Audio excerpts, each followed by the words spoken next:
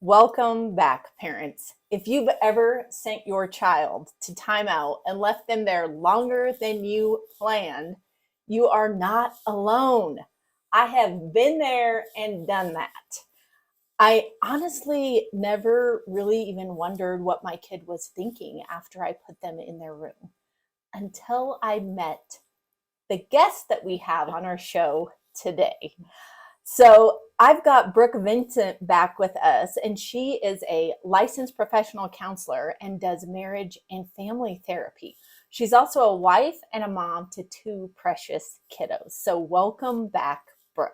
Thank you so much for having me, Jordan. I'm so excited to be here. Absolutely. On our previous episode that we recorded, episode 57, that was titled Diffuse Tantrums in Record Time, you talked all about the importance of developing proper attachment bonds with our kids.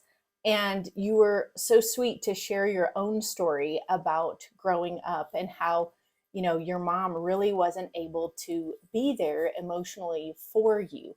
And, when you shared that with us, I think it got so many listeners thinking about their own upbringing, because one of the things you said there in that episode 57 was that, in your therapy with other adults where you're helping them kind of heal from their past trauma or their upbringing, you ask them like, hey, how did you know that you were loved as a child? Right? And then what were some of the answers that people give you, or how do they respond when you ask people? Yes, some people are jumping at the gun. Oh, they gave me hugs, kisses. They read me bedtime stories. They went to all my soccer games. They were there for me when I had big emotions. And other people will look at me and go, "What do you mean? What do you mean?" Right. And then I'll have to elaborate. Oh, did you get hugs as physical expressions? No, not really. We weren't a touchy-feely family. Or what about verbal expressions? They didn't really like to say how they feel, that kind of stuff. So, I mean, I hear everything to nothing. Yes. Yeah. And that really got me thinking, because the part about, um, you know, hey, were they there for you when you were having big emotions? Yeah. I got to thinking, and I'm like, man, some of those big emotions our kids have, we interpret as just flat out temper tantrums. Yes. Right. And my go-to during those episodes with my own kids was just to go like, okay, you know what? You need to go to your room. I think you need to take a time out, and you need to go to your room until you calm down. Yes.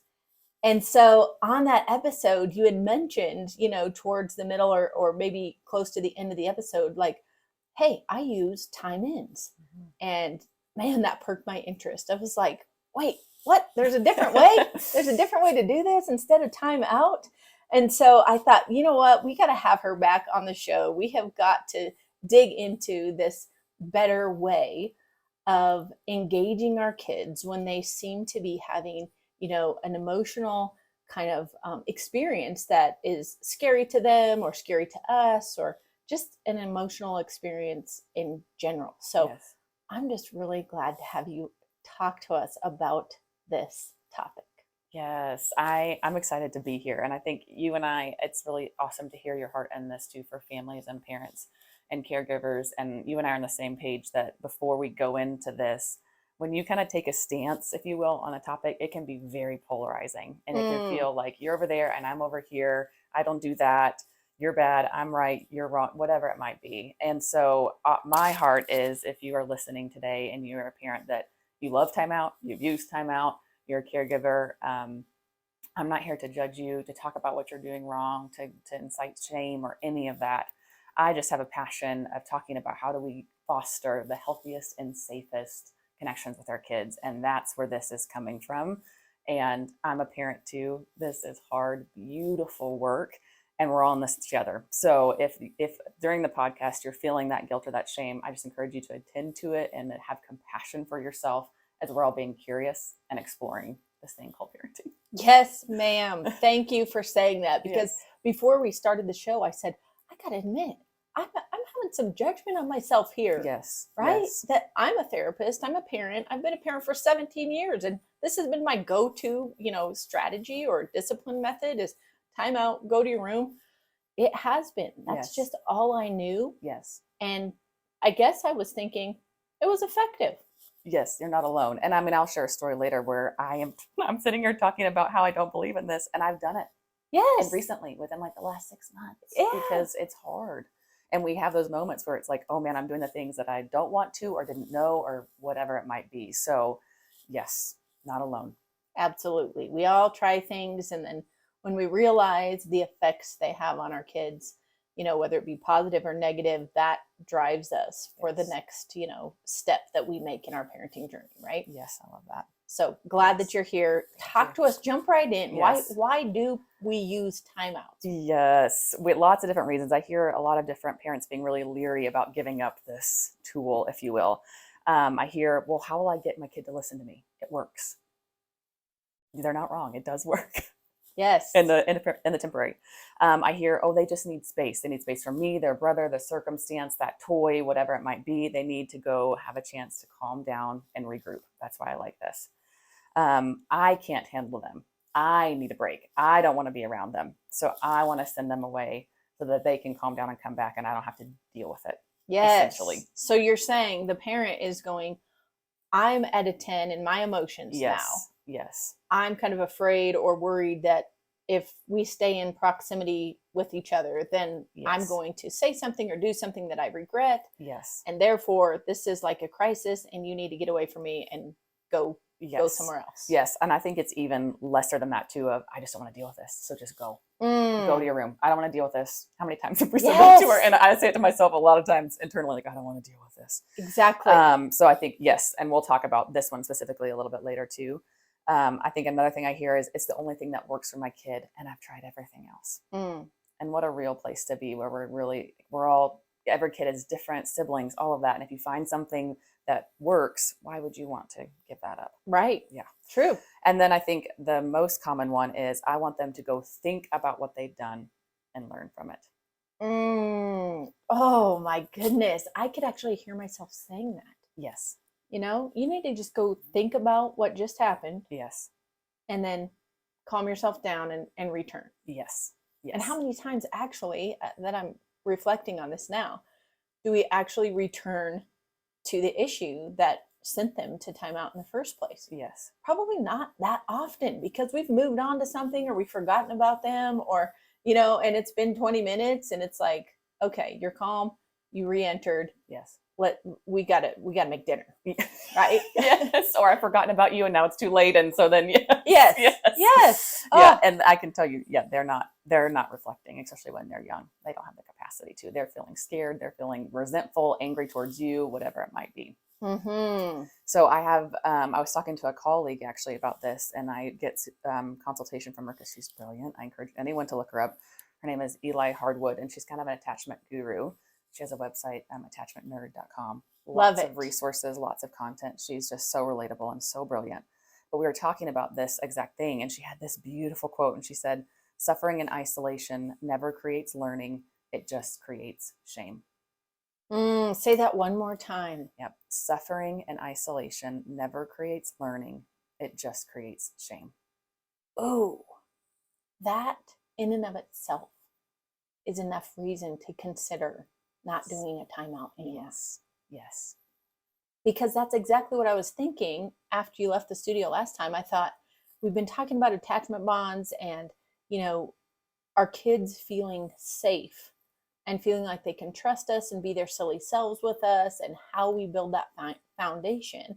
And that one of the biggest ways we do that is just by validating the feelings that they're having coming up in the moment. Yes. And that's why we titled that episode Diffuse Tantrums in Record Time, because when you validate the, fear or the anxiety or the upset, they instantly calm down because you're showing them that, hey, this is real for you. I'm joining you in this moment. And then boom, they feel, secure. They feel like you get them. And they're not alone. They're not alone. Yes. And then they're able to move through the emotion. Yes. And I think that's such a good point because when their brains are activated and they're in those big emotions, they're not in a place to learn anything. So I hear a lot like, we talked about this. I don't want to be a permissive parent. I want them to get away with the behavior. And you're not permissing the behavior. You're just being a safe place for them to calm down so that you can then have a learning experience and a learning environment. Because when they're scared or they're afraid, their brains can literally not learn anything. Oh, you're so right.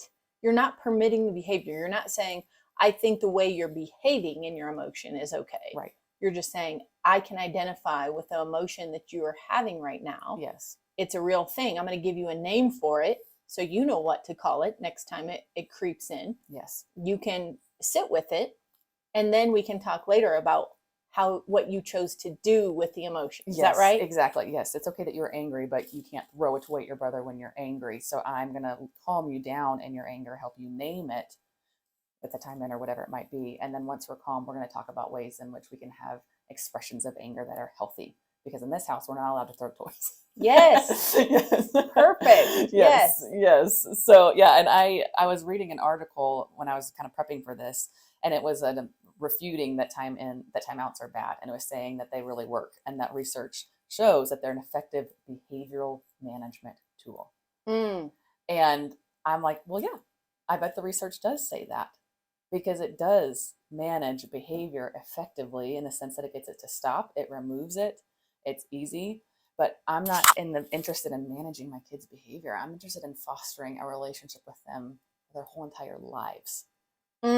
Yes. And you're interested in them understanding the why Yes. behind how they got themselves in this situation. Yes. Right. Yes. To me, when you said that, that it's like a behavior management tool. Well, like compliance. Are we going for compliance? Just do what I say? Yes. Because I'm the parent and I'm the authority? No. That's the quick fix. That's the little, cheap no name band-aid that you slap on it, right? Yes, I tell parents it's like you're going to end up playing whack-a-mole. This behavior, no, this one, and you're constantly always needing to yell more, yell louder, more timeout. It just increases because you're not addressing the underlying relational sense of security and trust in which all this can flow from. Yes, and we are not going for that. We're not going for the quick hack or how to just get them to shut up or behave or quit doing that, right? Yeah.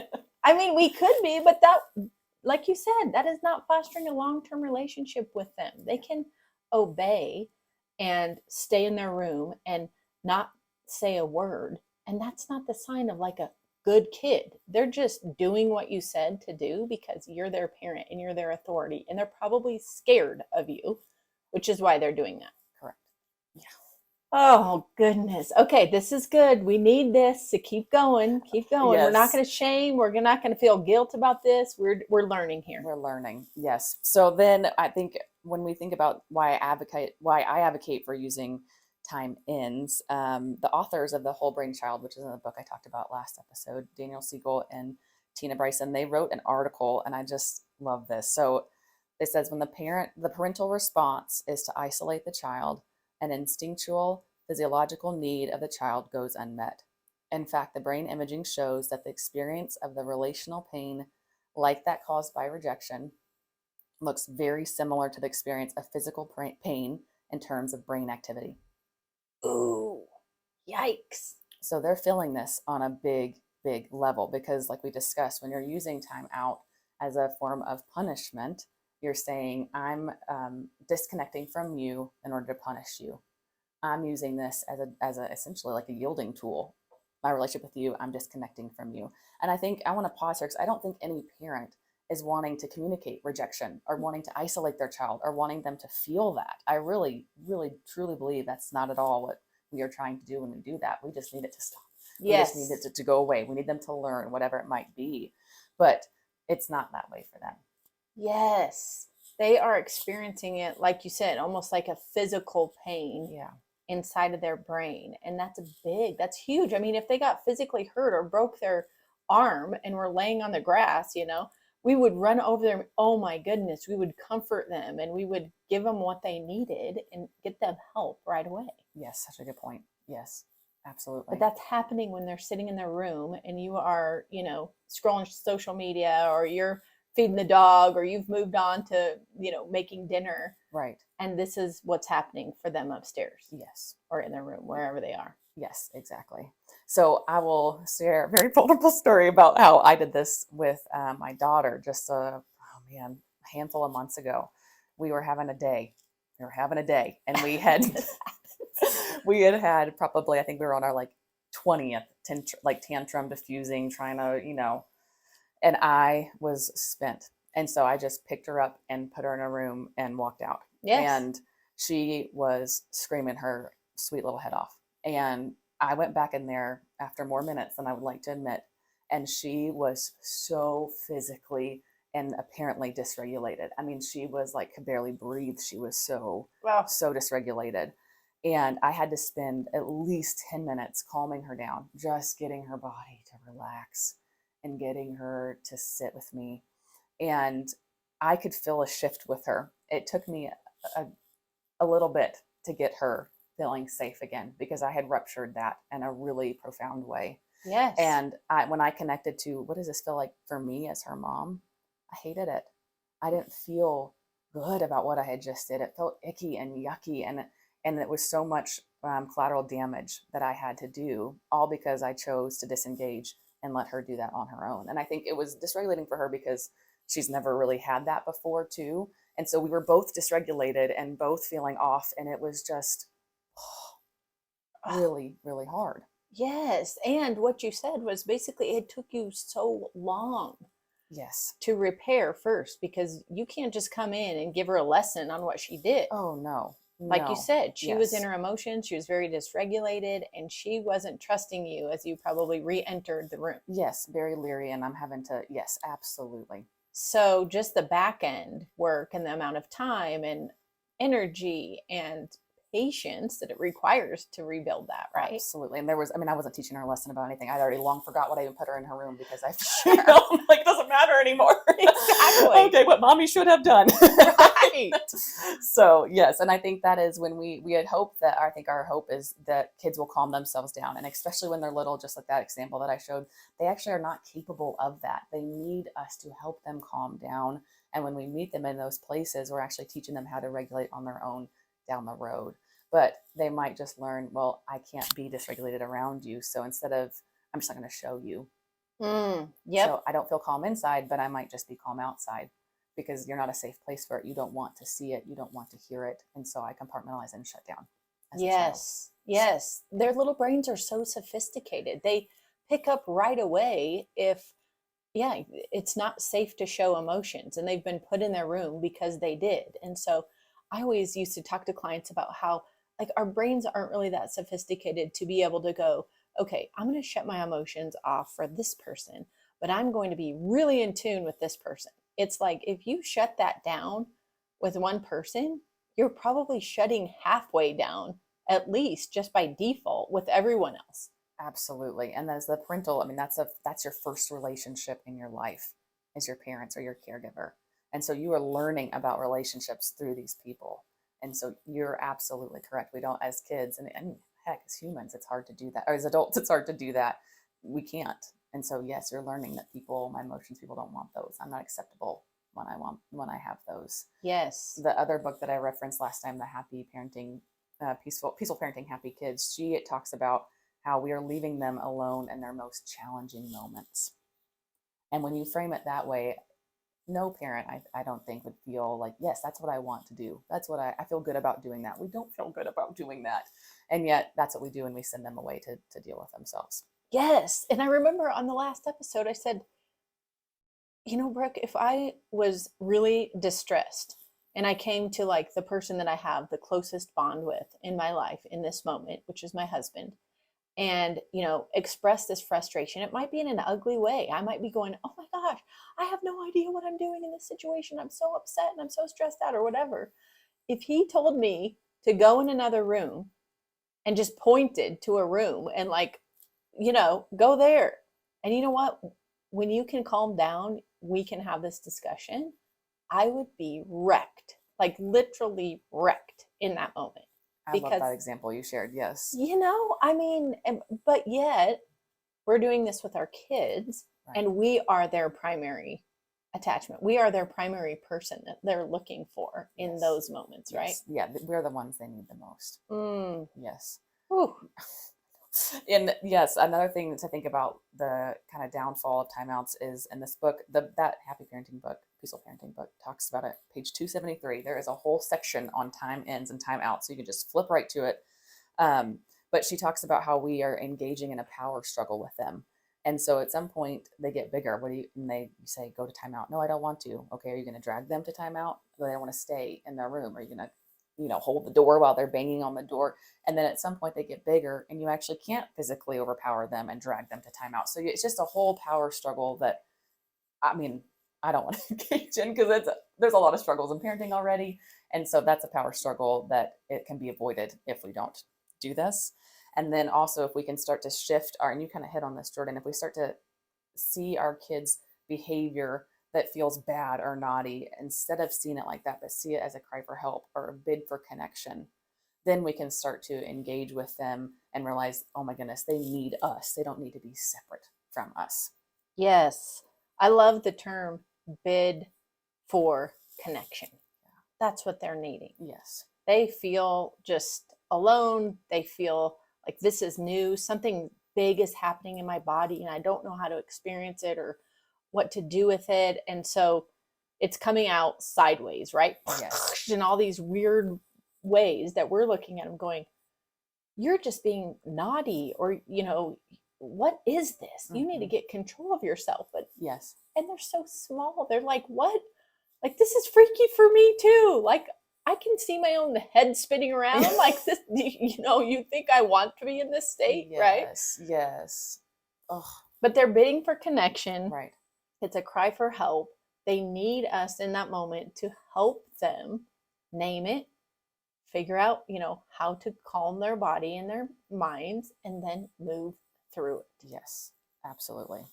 And I love the progression that you mapped out for us. I always like thinking, how will this play out in 5 years, in 10 years, in 15 years? And it's like, I just got this image of like strong arming your 17-year-old. I've got a 17-year-old and an 11-year-old, and I'm going, yeah, that would feel terrible to be like holding on the door and like putting all my body weight into this thing so that they can't get out because this is the only thing that works. Like, right. You feel really awful about that. They're thinking, what monster is on the other side of this door? I thought this is a person that's supposed to love and care for me and we're in this power struggle to keep me away from them. Right. No thanks. Yes. No, I love that because I think those moments of that power struggle are so real. And I feel like we can relate to different versions of those power struggles in many different ways. And you just get so caught up in them.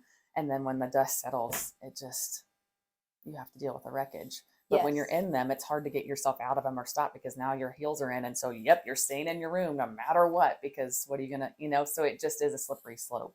Yes. So when you say that, let's talk about, okay, you've put your child in timeout because you are, just dysregulated yourself. Absolutely. You don't know what else to do. I'm just thinking, hey, at the moment you realize this is not good for you and it's not good for them, just open the door.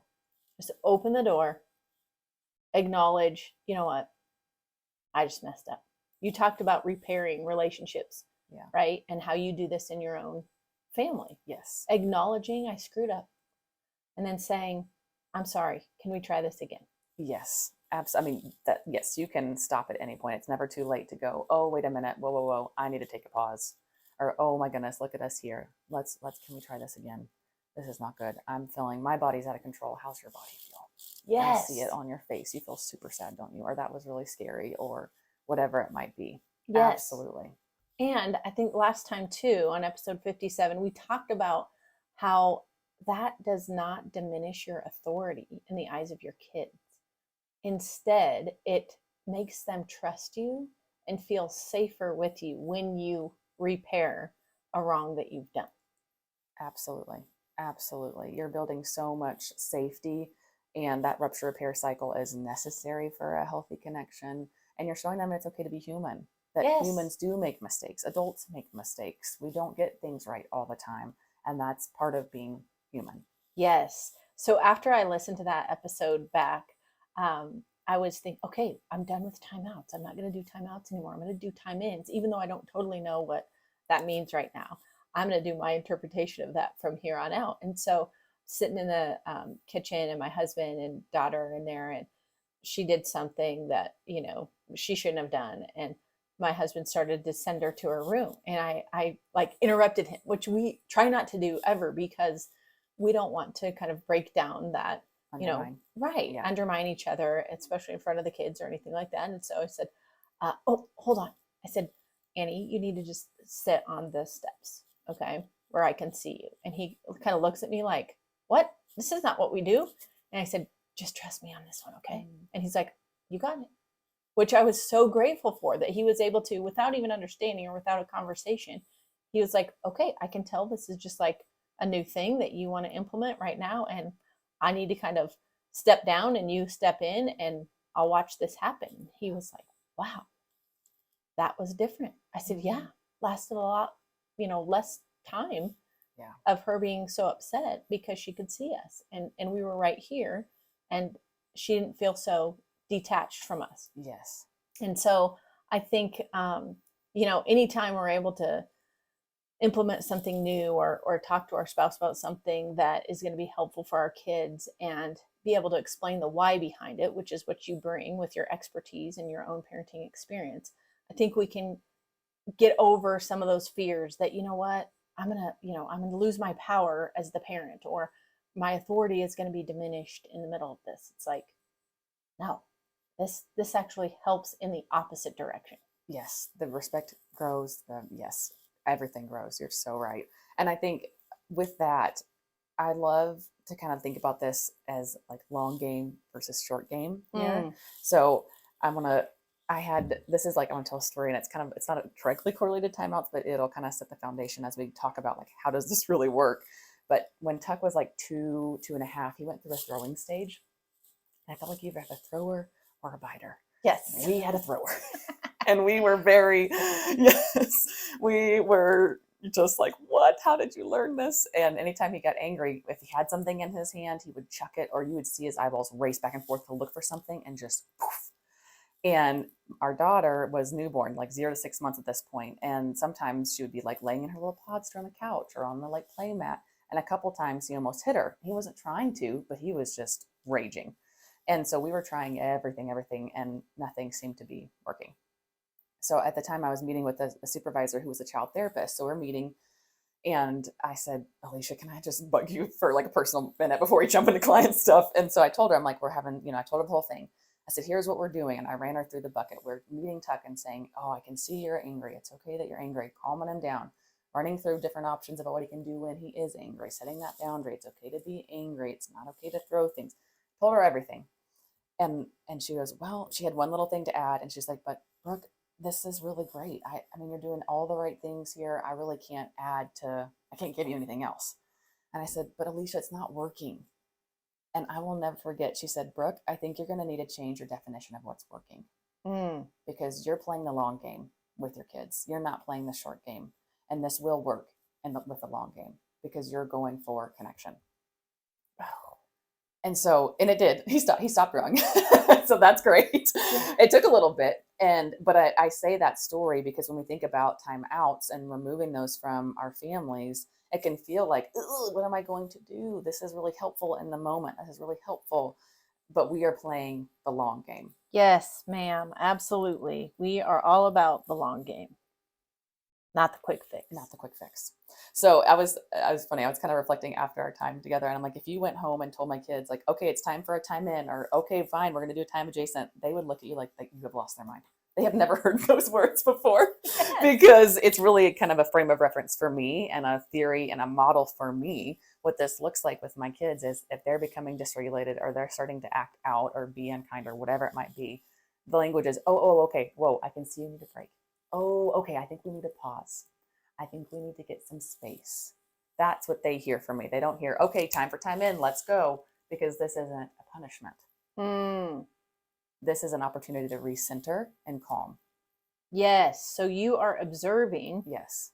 Everything that's happening with them. You're saying, whoa, whoa, whoa, whoa, whoa. I notice. Yes. I'm here. I'm seeing what's going on with you. Yes. And because I know better, which you're not saying with your words, but because you have wisdom and you've been there, you're going to help them interrupt that behavior so that they can calm down. Yes, And exactly. you're going to help them in the moment through that. Yes. Yes. This is not like a threat. It's not like, well, if you don't do that, then you're going to go to time in. That's not how this works. It's really, I'm interrupting you. I'm helping you. I can see you're getting dysregulated. I can see it's really hard to share that when you have such big emotions. Let's go over here and take a space, take some breaks. Yes. Yes. So I had to do this with all the other, well, I mean, how many times with all the kids? Of course. But she was having a really hard time sharing with her brother. And after, repeated experiences, she was really digging her heels into her choices.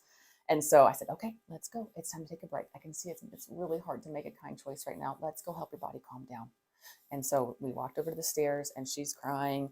And I'm mirroring her. I'm going, I see you're sad. It's okay. Mommy's right here. I'm watching her. Even if I wasn't, at some point I'd kind of walked around in the kitchen and I'm always looking at her like, I see you. Yep, you're sad. It's okay.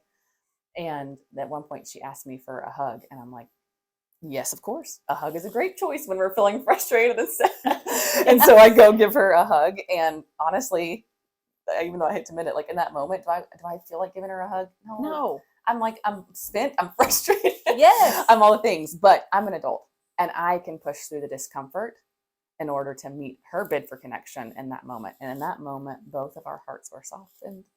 We were connected and we were calm.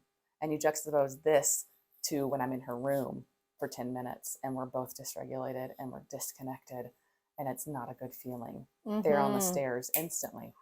We're together. Yes. And I appreciate you just being real about going, I don't want to hug you right now. This is not like, this is causing problems, right? Like this is disrupting whatever was happening, a peaceful moment or what you're about to do. And so you're going, the last thing I really want to do is have this melty hug. Yes. If you listen the first 10 times, it wouldn't be here. Exactly. Because these are natural thoughts that we have. We aren't just in this blissful, like, of course, let's connect. Let's care for each other. Let's have a hug. Let's hug it out. I mean, we are human, right? And we have emotions too. But one thing that you said last time and this time is that when it comes to these big emotional explosions or these, this dysregulated time or what we would consider a tantrum, we have to be the adult. Yes. Someone has to maintain the adultship in the room. Yes. Yes. And I'm sorry, parents, but that's us. That is us. We are the ones. Yes. Oh, that's such a good, I love that. And I think so if you're like, okay, I'm going to try to do this and your kids are used to timeouts, or if you have some kids are just really physically aggressive in their nature. They're like, that's how they are. If they are like hitting you or kicking you or themselves, it's really important to maintain, again, that safety and use language like, oh, okay, I can see you're really upset and I can see you don't want me to hold you. Well, let me start with like, wrap your arms around them if they're kicking you, hurting themselves or any of that. And you say, I need to hold you until I can keep your body safe. It's mommy's job to keep your body safe. And so I'm going to keep holding you until we can feel like your body is calm and you're able to be safe. Yes. It's not, well, if you'd stop kicking me, I'd let you go. Yes, you are so right. And you can model deep breathing with them here, and their little central nervous systems will start to mirror yours. And so you just deep breathe and go, I'm here, I'm here, I'm here. Or if you have a kid that's like, no, I don't want you near me. Because if you're in the same room, let's say you're at a friend's house and they need a time in and you have to remove them from the space and you go and sit with them and they, no, I don't want you here with me. And they're dysregulated. You can say, okay, I hear you that you need some space and you don't want me near, but I cannot leave you alone with these big emotions. So I'm going to take a couple steps back and I'm going to be right here because I don't want you to be alone in those. Yes. So you're still like honoring them. And it's not, again, you're not saying like, well, I mean, if you wouldn't be so upset, I could leave you alone and we could go back and play. There's no shaming here. This is a normal thing. You have big emotions. You are a kid. I am here with you. Yes. And again, by honoring their request and saying, just validating that I know you don't want me in here. Yes. But I'm going to be here. I'll just I'll take a few steps back, but I'm not going to leave you alone in this condition. Yes. Like you're saying to them that I do know what's best for you. And no matter what you're requesting right now, like I know this is going to be better than if I leave you, even though that's what you think you want right now. Exactly. Exactly. And especially for the parents that have been using timeouts or the relationship, there's a lot of disconnection. They will push back. They will push back. And if I can just encourage you, it's so hard to get pushed back and push harder even in the kind, tender way because they need you. Even if they're acting like they don't want you, they need you. Such a good point that if you go from this, timeout pattern for years to all of a sudden we're not doing that anymore, and I'm going to be in the same space as you are when you are going through this. Just hold on through the beginning, several times that you implement this, because it's not going to feel amazing, and they are going to resist you because of the history. But you're telling us, stay in, continue to do this, be gentle with them, Absolutely. rebuild the trust, and then each little time you have to use this, it's going to get easier. The emotions are going to resolve a little quicker. Absolutely. Yes. Yes. Oh, so good. Gosh. Oh. Well, it's a real thing. I think one of the things that you just mentioned is like, you don't use the word time in with them. You use that, I've noticed this is happening, and here's what we are going to do to help you. Right? Yeah, there's no blaming, there's no anything. It's just like, oh, your body. Oh, you're feeling. Oh, okay, let me be here with you. Yes. Let me Oh, come to the your rescue. voice. Yes. Oh, you're, throwing things, Yes. right? Yes. And I made a little note here while you were saying that, because I thought, how many times do you hear people say, and I've said it myself, one more time and you're going to timeout? Well, I think, subconsciously, we know that is the ultimate punishment. Otherwise, why would we use it as a threat? We would not use it as a threat. We wouldn't give, 3 chances before you go to timeout. But I think, subconsciously, we understand as parents that it feels bad. It feels bad for them and it feels bad for us. And so we're giving you a warning to not have to go to that really bad, disconnected place.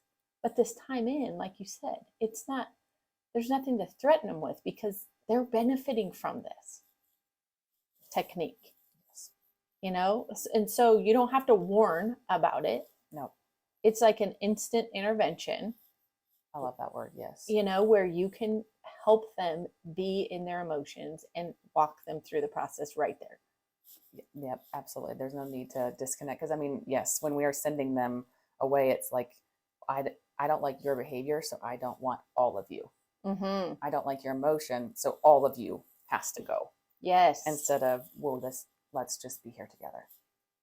Okay, so let's say our parent audience is thinking, okay, I can try this. I can, start doing these time ins. When I notice that, you're going to notice in your own body too, when it seems like they need what would have formerly been a timeout.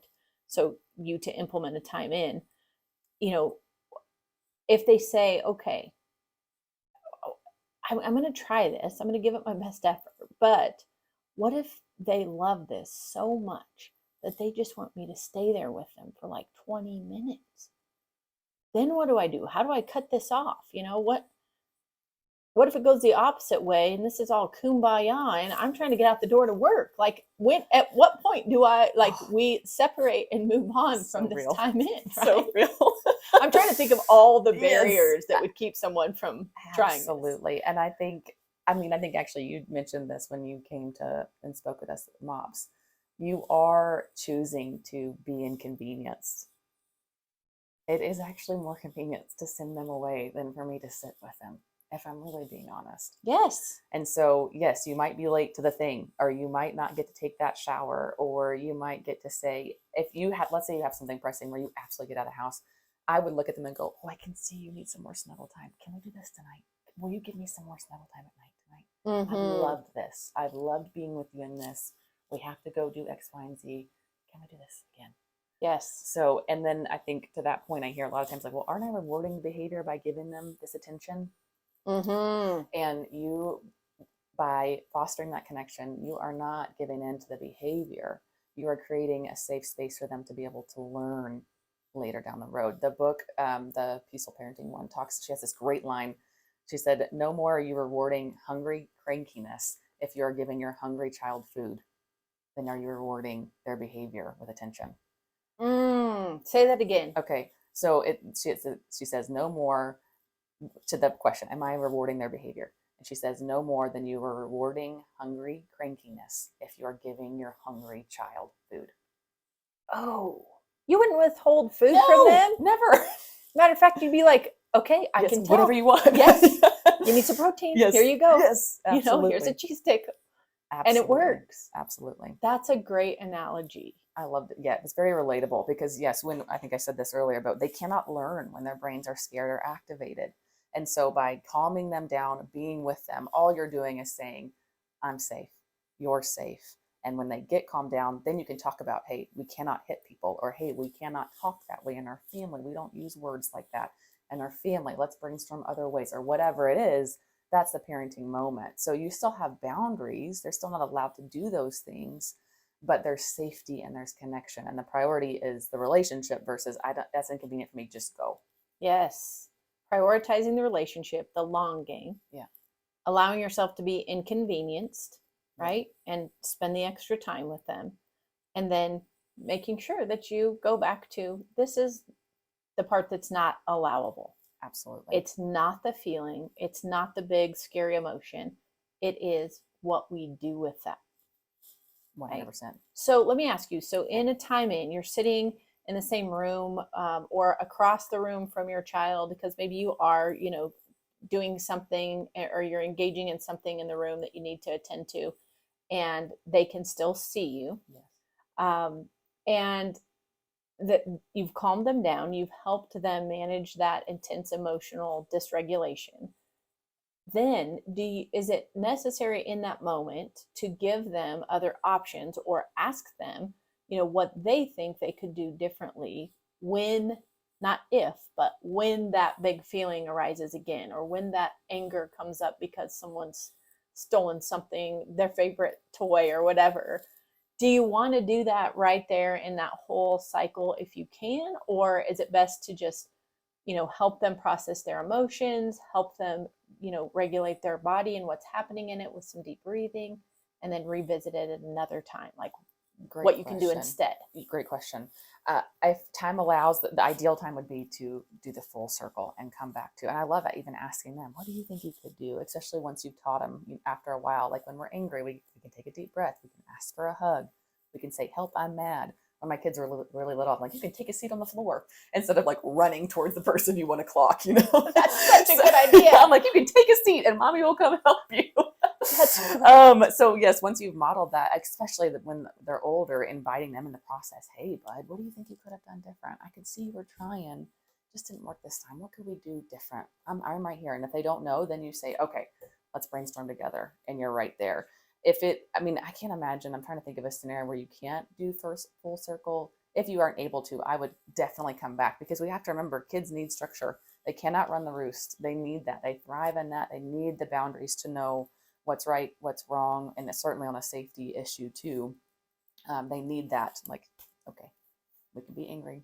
Yes. Can't hit, Yes. Okay. Do full circle. If you're able to, if you aren't able to in that moment, circle back later that night. Hey, remember when we had this incident earlier today? How could you handle that differently? I love posing that question to kids because they come up with way better ideas than I would. Seriously, their response has always surprised me. I'm like, well, that would be a great idea. Yes. Where was that in my own mind? Perfect. Let's go with that. Yep. And if it's their own idea, they have a little bit more skin in the game. They have a little bit more investment in trying that, especially when you're like, that is a great plan. Like if I see you doing that next time, I'm going to know exactly what that's related to, and I'm going to be able to help alongside if you need it. Apps. Yeah. And it builds that confidence. I love that. Yes. Oh gosh, this is such good stuff, yes. Brooke. And you've referred back to peaceful parenting and the specific page number 273, right? Like it's I've right used there. It many times.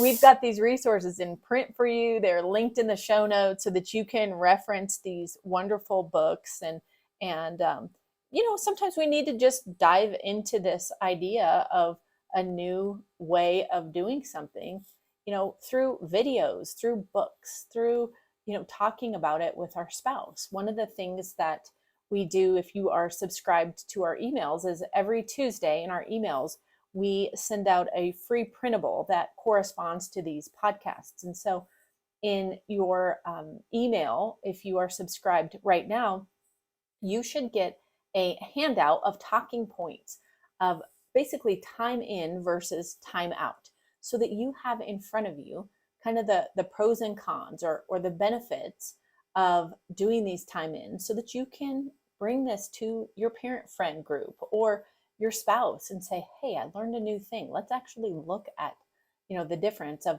time out versus time in, so that we can really let this resonate with us, and consider making a change in the way we're doing things.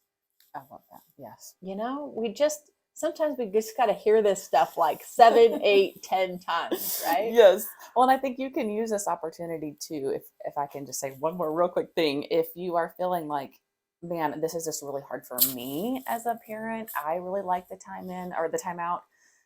Get curious about your own heart and your own self and your own journey. If you're feeling like, man, I hit my max really quickly, or I need a timeout, 20 times a day, let's meet yourself with that curiosity and that compassion to understand what's going on with me. Maybe you're not doing enough self-care, so you're running on empty. And so you have no reserves. And when your kids pop off, you're popping off because there's nothing in the bank. Or maybe how you grew up in your family, anger or yelling is really triggering for you. And so when your kids start to get angry because they're little children, that feels really triggering. And so, I need a timeout. We all have our stuff. I talked about this last time. I've done my journey and my work, and I continue to do that. The way I'm wired, I get really overstimulated by loud noises and mess, which with children, hello, that is children. And so I've had to learn how to regulate that for myself, because that's not their fault that I'm wired that way. And I can be a good steward of how I'm wired. Same thing with, like, if you've been through stuff in with your family or your life, that's not your fault. Yes. It's now your responsibility to steward that and to heal that. So that would be my plug for doing your own sweet healing journey, because you deserve it. Yes, you're so right. Getting curious. If we're wanting to, or are putting our kids in timeout multiple times a day or more often than we want to, it's time to kind of do a self-check. Right? I could relate to that. I think, when I go to that method, it is more about me than them, right?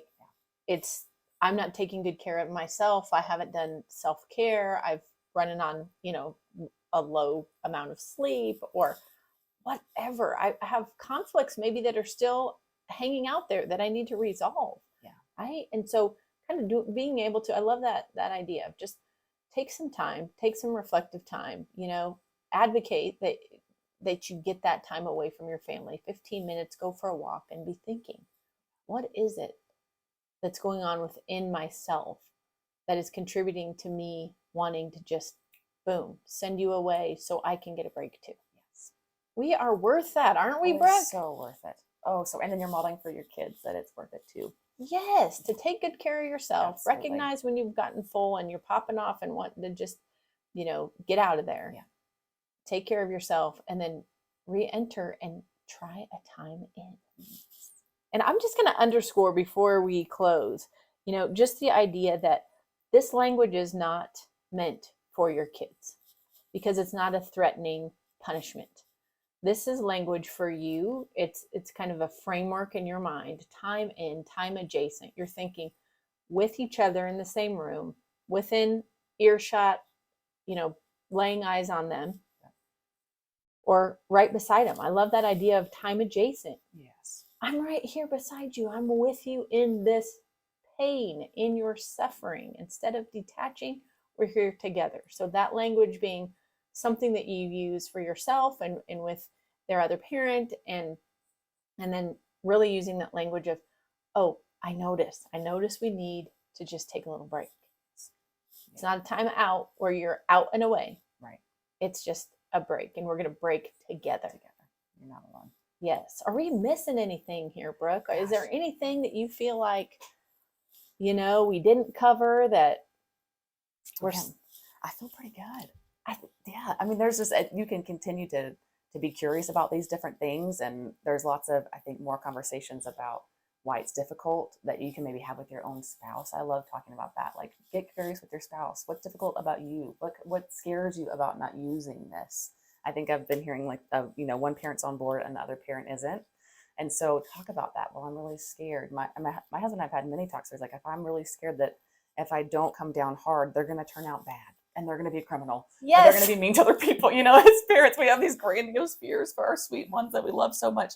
So I think talking about this together and then remembering like, oh yeah, we are doing this because we love our children. And we've been doing this because we love our children, and getting support in that, because parenting is so hard and trying something new is so hard and takes so much bravery. So I think that would be my final note of grab your girlfriends, grab your, or guy friends, whatever it is, and your spouse, and start feeling supported in this as you are trying to be curious and learn something new. Yes. Awesome. Always bringing the good stuff, Brooke. So appreciate it. Having me. Yes. Parents, anytime there is a better way, that we come across a better way of doing something that contributes to the long game, as Brooke says, we are going to share it with you. That is our mission and our promise to you here at Families of Character. And as parents in this community of kind of like-minded folks that want to raise kids who really thrive and are prepared for the world, we also sort of bond together and say, as parents, we commit to stop doing the things we know are unhealthy for us and our families, and to lean in to that support and that community here that we have that fosters change and doing something that's going to improve the relationship with our kids going forward. So if you aren't already, make sure that you join us inside our private Facebook group. It's called the Thrive Community by Families of Character. And then visit our shop at familiesofcharacter.com. We've got tools and resources that supplement what you're already trying to do in your home to build those great character strengths in your kids and help them be resilient. Let's face it, with the craziness of our culture where kind of anything goes, if you truly want to build up the character of your kids, it takes intentional action and this constant willingness to grow and change. So just the fact that you're tuning into this podcast and listening to a new idea and are willing to share this episode with other people in your circles so that other people can learn and grow just is a testament to your intentionality and what you want for your family going forward. So, Brooke, again, thank you for sharing a better way with us. You're such a gift to our community. And parents, if you'd like to reach out to Brooke, you can find her at brookevincentcounseling.com. Thank you so much, Jordan. Thanks so much. And I will catch you guys on another episode of the Families of Character Show.